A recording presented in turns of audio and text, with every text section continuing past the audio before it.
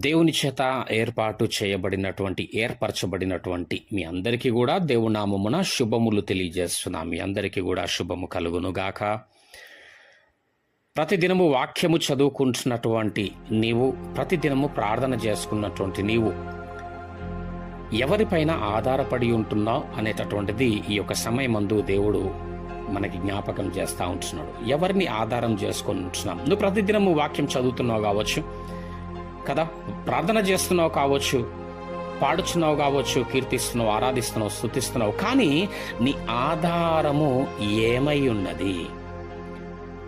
నీవు ఎవరిని నమ్ముకొని ఉన్నావు? నిన్న నీ బలమును, నీ బలగమున, లేదా నీ వారనబడుతున్నటువంటి వారినా, లేకపోతే నీ ఎదుటి వారిపైన ఎవరిని ఆధారం చేసుకొని ఉంటున్నాం? ఏమండి, నీవు దేవుడిని ఆధారము చేసుకొని ఉండాలి. నీవు వెళుతున్నటువంటి ఈ యొక్క ఆత్మీయ యాత్రలో కొనసాగుతున్నటువంటి నీ ప్రయాణంలో నీవు దేవుడిని ఆధారము చేసుకొని ఉన్నవాడవై ఉండాలా. దేవుడి పైన ఆధారపడినటువంటి వాడవై ఉండాలా.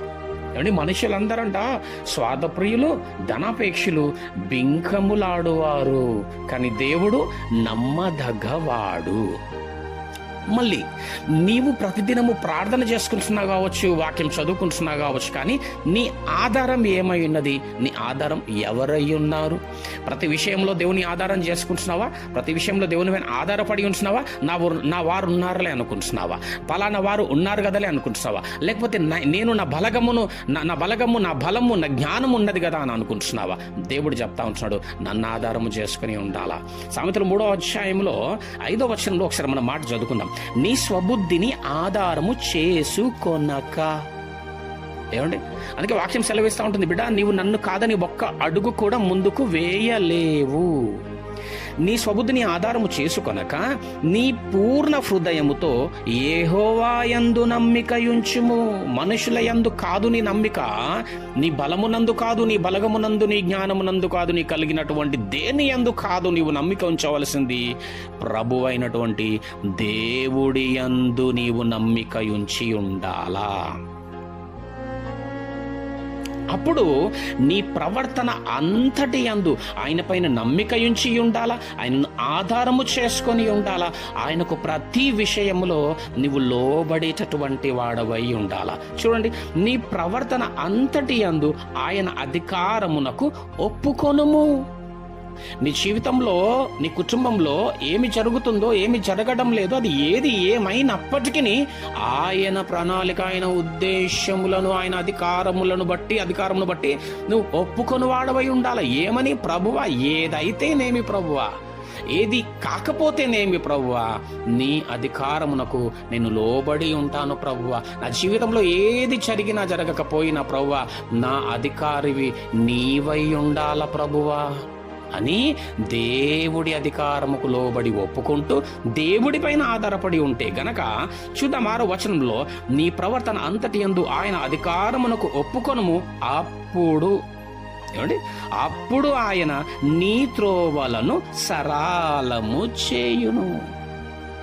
ఏమి చేయాలో మార్గము కనబడడం లేదు కావచ్చు, కనపరచబడడం లేదు కావచ్చు, ఎటు వెళ్ళాలో తోచడం లేదు కావచ్చు, ఏమండి, నీ గమ్యం నీకు కనబడడం లేదు కావచ్చు. ప్రియమైనటువంటి బిడ్డ, ఇదిగో దేవుడు చెప్తున్నాడు, నా అధికారంలోకి లోబడు, నీ స్వబుద్ధిని ఆధారం చేసుకోకు, నా పైన ఆధారపడి ఉండు.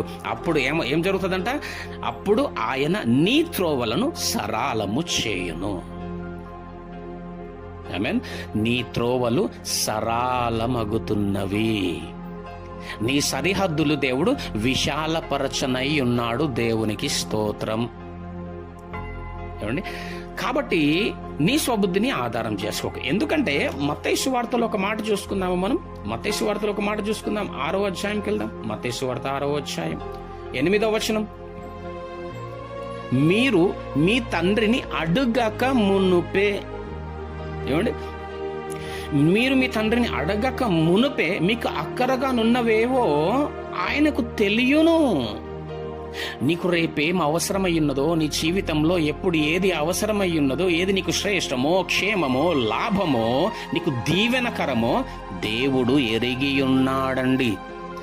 గనుక నీ స్వబుద్ధిని ఆధారము చేసుకొని నువ్వు కలవరపడకు, నిన్ను నీవు ఆధారము చేసుకొనకు, మనుషులను ఆధారం చేసుకొనకు, దేవుడిని ఆధారం చేసుకొని ఏది సంభవిస్తున్నప్పటికీ, ఏది జరుగుతున్నప్పటికీ జరగనప్పటికీ ఆయన అధికారంకు లోబడి గనక నువ్వు వెళుతున్నట్టయితే నీకు అవసరముగా ఉన్న ప్రతిదీ దేవుడు తీర్చగలవాడై ఉన్నాడు. నీ అవసరతను తీర్చగల దేవుడు, నిన్ను దినాభివృద్ధిని జీవితంలో నీకు కలగజేయువాడై ఉన్నాడు.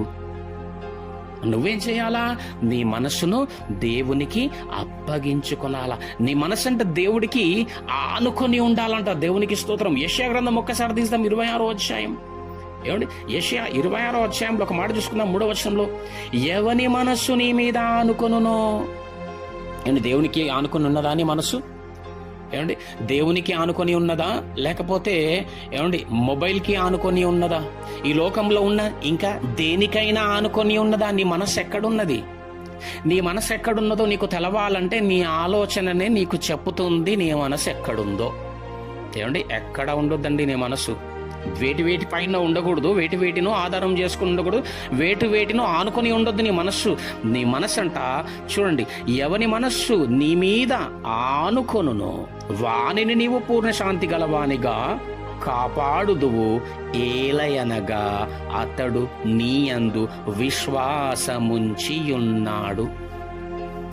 దేవుణ్ణి నిజంగా దేవుణ్ణి ఆధారం చేసుకుని దేవుణ్ణి పైనే ఆధారపడి ఉంటేనంట ఆ మనస్సు దేవుని ఆనుకొనే ఉంటదంట. ఏమండి, కాబట్టి దేవునికి ఆనుకొని ఉన్నటువంటి ఆ మనస్సు ఏదైతే ఉంటుందో వారిని దేవుడు ఏం చేస్తాడంట? ఎవరు ఏ విధమైనటువంటి వారై ఉన్నారంట? దేవుని యందు విశ్వాసం ఉంచి వారై, ఆయననే నమ్ముకొని ఉన్నావు అంటే ఇదిగో నీ మనసు ఆయనను ఆనుకొని ఉన్నది అని అర్థం. ఆయన నీ మనసు అక్కడ ఆనుకొని ఉన్నది అనసంటే నువ్వు ఆయన పైన విశ్వసించి నమ్ముకొని ఉన్నావు అని అర్థం. ఆయనను నమ్ముకొను వాడు ధన్యుడు. హల్లెలూయా. కాబట్టి ఈ విధముగా దేవుని నువ్వు ఆధారము చేసుకోవాలా, నీ స్వబుద్ధిని ఆధారం చేసుకొనకూడదు. మరి ఈరోజు వాక్య వాగ్దాన ప్రకారముగా 44వ అధ్యాయము కీర్తన 6వ వచనం 7వ వచనం ఒకసారి చూద్దాం. 44 కీర్తన 6వ వచనం, నేను నా వింటిని నమ్ముకొనను. కొరహు కుమారులు రాస్తా ఉంటున్నారు, నేను నా వింటిని నేను నమ్ముకొనను, నా కత్తియు నన్ను రక్షింపజాలదు. ఏమండి, నేను నా వింటిని నమ్ముకొనను, నా కత్తియు కూడా నన్ను రక్షింపజాలదు. అదే మాట్లాడుతున్నాడు దేవుడు. నీకు కలిగినటువంటి సమస్తములో ఏది కూడా నిన్ను రక్షింపజాలదు, విడిపింపజాలదు, నీకు సమాధానాన్ని శాంతిని ఇవ్వజాలదు. నేను నీకు పూర్ణ రక్షణను కలుగజేయటటువంటి వాడనై ఉన్నాను కదా. ఏమండి, కాబట్టి అందు నిమిత్తమే దేవుడు మీది మాటల్లో మాట్లాడుతూ ఉంటున్నాడు, నన్ను ఆధారము చేసుకొని ఉండాలా, నీ స్వబుద్ధిని ఆధారం చేసుకొని ఉండకూడదు. చూద్దాం 6వ వచనం, నేను నా వింటిని నమ్ముకొనను, నా కత్తియు నన్ను రక్షింపజాలదు, మా శత్రువుల చేతిలో నుండి మమ్మును రక్షించువాడవు నీవే. నీకు శత్రువంతటి పైన దేవుడు జయమునీయనై ఉన్నాడు. అండి, నీ శత్రు అంతటి పైన కూడా, నీకున్నటువంటి ప్రతి వ్యతిరేకతల పైన కూడా దేవుడు నీకు జయమును ఇవ్వనై ఉన్నాడు.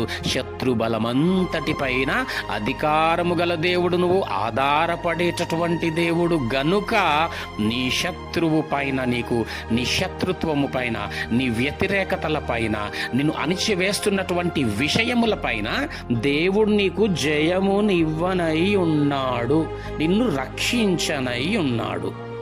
మమ్మును ద్వేషించు వారిని సిగ్గుపరచువాడవు నీవే. నరుడంట ఏది విత్తుతాడో అదే గోస్తాడంట. ఏమండి, నిన్ను సిగ్గుపరచబడాలని, నిన్ను అణిచివేయాలని చూసేటటువంటి వాడే అట్టి పంటను కోస్తాడంట.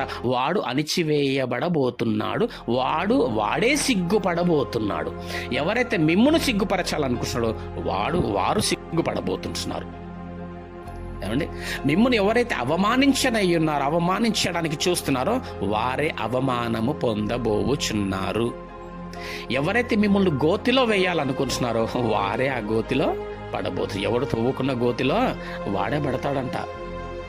గనుక నీవు ఉండవలసిన విధానం ఏమై ఉన్నది అంటే నీ యందు ఉన్న దేనిని నువ్వు నమ్ముకొనక దేవుడిని నమ్ముకో, దేవుడి పైన ఆధారపడి ఉండు, దేవునికి నిన్ను అప్పగించుకో, ఆయన అధికారమునకు ఒప్పుకో. దేవుడు నీ యందు సమస్త కార్యములు చేయువాడై ఉన్నాడు. ఇట్టి కృప, నడిపింపు, ఇట్టి కార్యములు దేవుడు మన యందు చేయును గాక. ఆమెన్.